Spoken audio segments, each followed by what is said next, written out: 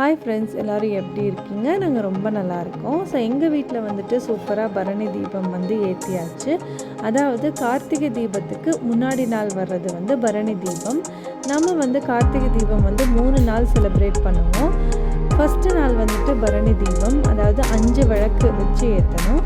அடுத்த நாள் வந்துட்டு கார்த்திகை தீபம் மினிமம் 27 விளக்கு வைக்கணும். அதுக்கு அடுத்த நாள் 3வது நாள் வந்துட்டு நம்ம இஷ்டம், நம்ம வந்து எவ்வளோ விளக்கு வேணாலும் வைக்கலாம்.